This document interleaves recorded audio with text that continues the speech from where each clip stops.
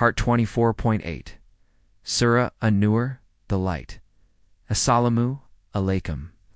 Welcome back to Sufi Essence with Hammad Syed. Kanzel, Iman, Quran. An-Nur, the Light, 24:35-40. Kanzel Aman, Quran. An-Nur, the Light, 24:35. Allah is the light of the heavens and the earth. The similitude of his light is a niche wherein is a lamp. The lamp is in a glass. The glass is as a glistening star. It is kindled from a blessed tree, an olive, neither of the east nor of the west, whose oil would almost glow, even if fire did not touch it. Light upon light. Allah guides to his light whomsoever he wills. Allah narrates similitudes for mankind. And Allah is the knower of all things. Kanzel, Iman Quran, and Nur, the light. At 24:36. The light is in houses which Allah has commanded to be exalted, and his name to be remembered therein. In them they glorify him morning and evening. Quran, and Nur the light. 24:37. Men, whom neither trade nor selling diverts from the remembrance of Allah, and establishing the prayer, and paying the poor due. They fear the day in which hearts and eyes shall be turned about. Kanzel Aman, Quran, and Nur the light. 24:38. So that Allah may reward them for the best of what they did, and increase for them from his grace. And Allah provides without measure for whomsoever he wills. Kanzel Iman Quran, and Nur the light. 24:39. And the deeds of the disbelievers are like a mirage in a spacious desert. The thirsty one deems it to be water, until when he reaches it, he finds it nothing, and he finds Allah near him, who then pays him his full due. And Allah is swift at reckoning. Kanzel Aman, Quran, An-Nur the light. 24:40. Or their deeds are like utter darkness in a vast, bottomless ocean, covered by waves, above which are waves, above which are clouds. Darkness. When he stretches out his hand, he can hardly see it. And to whomsoever Allah does not give light, for him there is no light. My distinguished listeners, our profound contemplation of Surah An-Nur now reaches its spiritual zenith and thematic core. The magnificent verse of light, Ayat An-Nur, and the illuminating verses that follow, which contrast the recipients of this divine illumination with those who are tragically enveloped in utter darkness.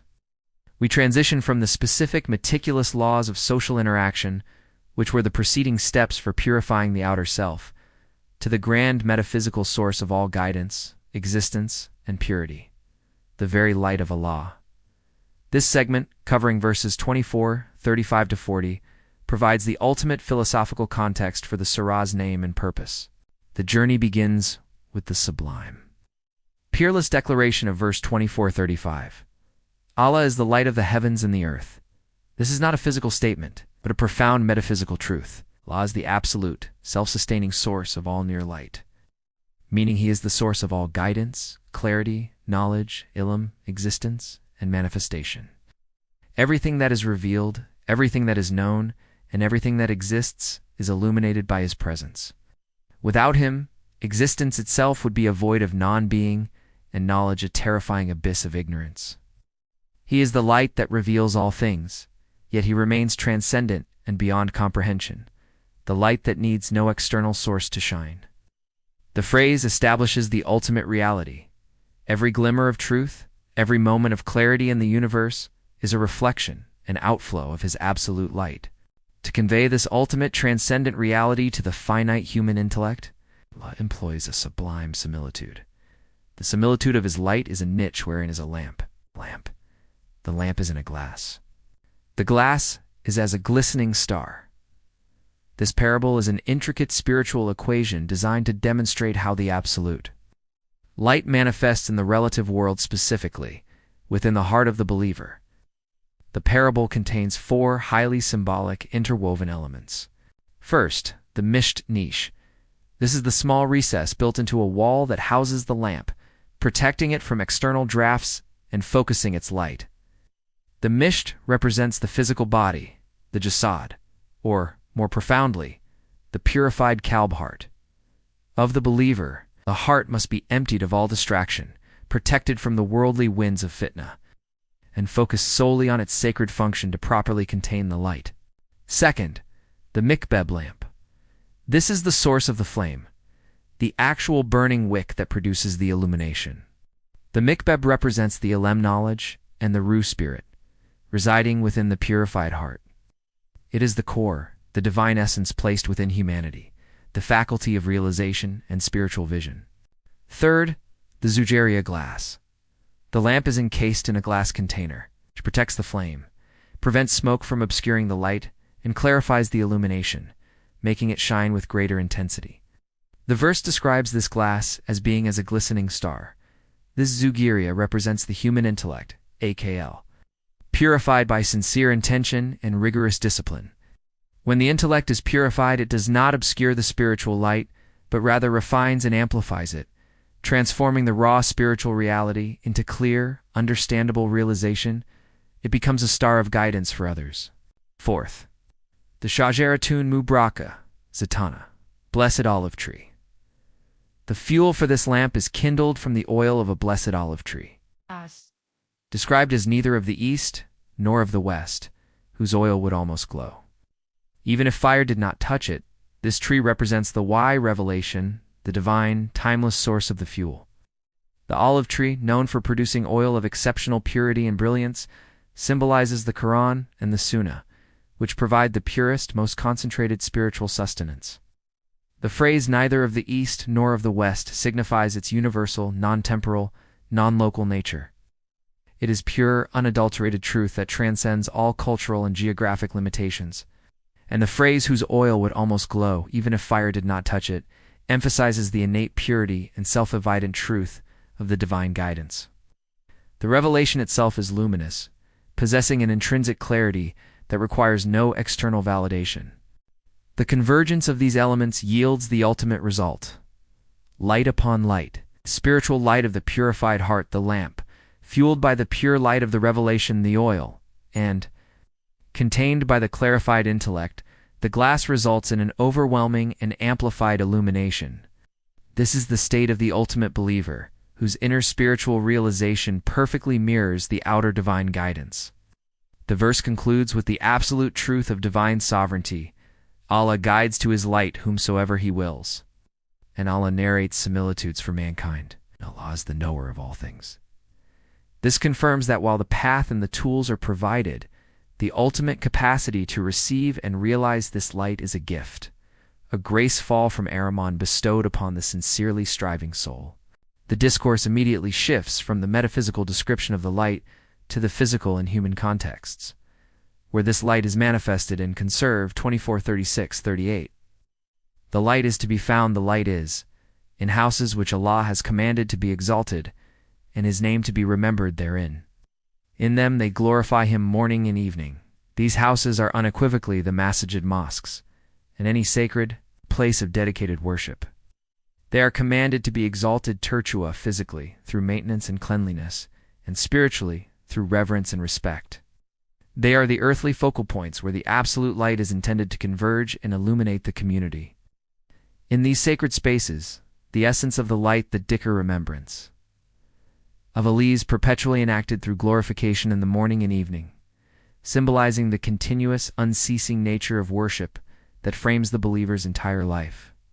The light, however, is not merely found in the architecture of the mosque, but most critically, in the conduct and character of the individuals who inhabit and sustain these houses. 24:37. Men whom neither trade nor selling diverts from the remembrance of Allah, and establishing the prayer and paying the poor due. They fear the day in which hearts and eyes shall be turned about. The verse deliberately highlights the men of commerce and activity, those most exposed to the temptations of the material world. It is a profound description of true spiritual heroism. Men whose involvement in the demanding world of trade, Tidra, does not diminish their spiritual obligation. Their Qalb remains anchored to the divine reality. Their core acts of devotion are Dhikr remembrance, establishing the prayer, Qal, and paying the poor due Zakāh. These are the three pillars that keep the internal light burning. Dhikr sustains the heart, Salāh sustains the body's obedience, and Zakāh sustains the social justice that perfects the faith. They are motivated by taqwa, the fear of the day in which hearts and eyes shall be turned about, a visceral, terrifying image of the upheaval of the day of judgment, ensuring their actions are driven by eternal rather than temporary concerns.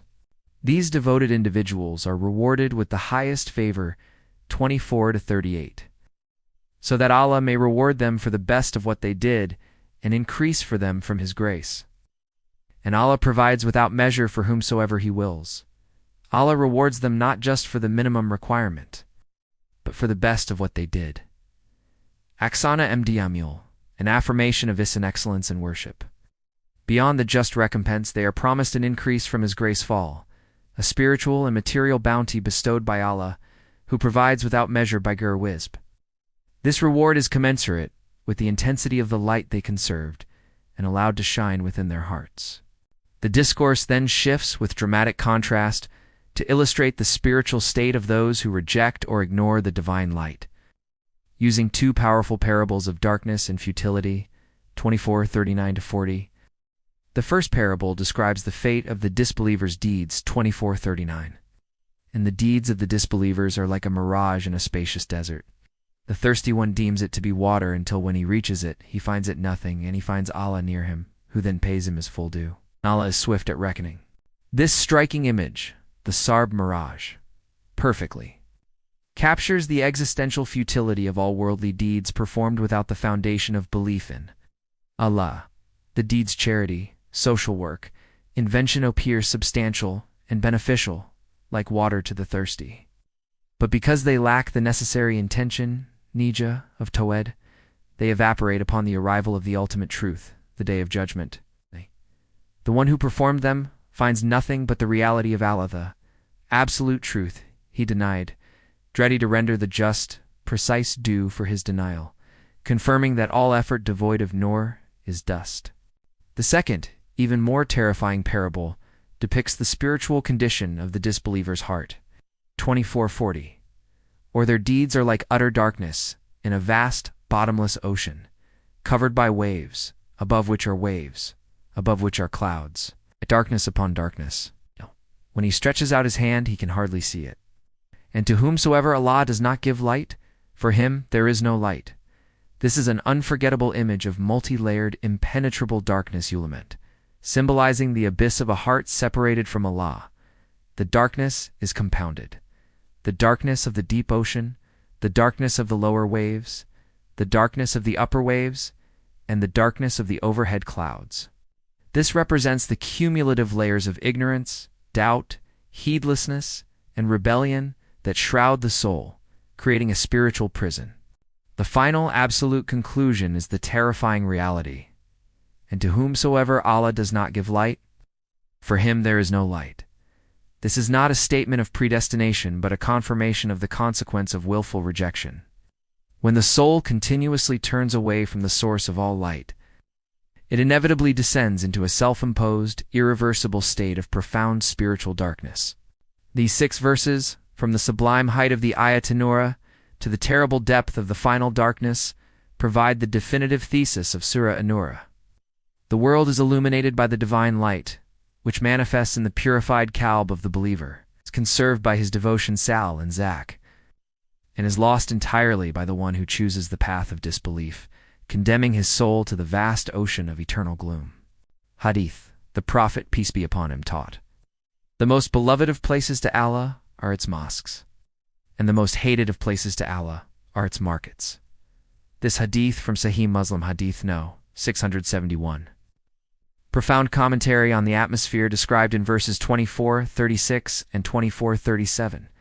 It highlights the spiritual contrast between the mosque, the house commanded to be exalted, where Dhikr and Nur naturally reside, than the market or place of trade, which, while permissible, is the domain most prone to negligence, distraction, and the spiritual oblivion ghafla that diverts men from the remembrance of Allah. The believers praised in verse 24-37 are those rare individuals who successfully bridge this spiritual chasm, operating in the market yet maintaining the spiritual concentration of the mosque, fearing the day of judgment above all worldly profit. Let us now supplicate, drawing from the profound lessons of these verses, asking Allah to grant us a deeper understanding and to guide our every step. Dua, O Allah, the absolute light of the heavens and the earth. Purify our Qalb to become the niche misht that properly holds the lamp of your guidance, O Al-Haday. Fuel our souls with the blessed oil of your revelation, transforming our intellects into glistening stars. Keep us amongst the men who are never distracted by the transient allure of trade and commerce from the perpetual Dhikr of your glorious name, O Rahman. Guard us from the darkness upon darkness of disbelief, and grant us your light. For without your light, there is no light, O Raheem. May Allah illuminate your heart and mind with the light of this divine ill. May He make your channel a beacon of guidance for all who seek spiritual clarity and truth. May your efforts be a source of immense reward, and may you be granted the highest stations of paradise. May the peace and blessings of Allah always be upon you and your loved ones. May He grant you unwavering steadfastness on the path of truth, and may your work be a testament to His magnificent names, Rahman and Raheem. Ameen.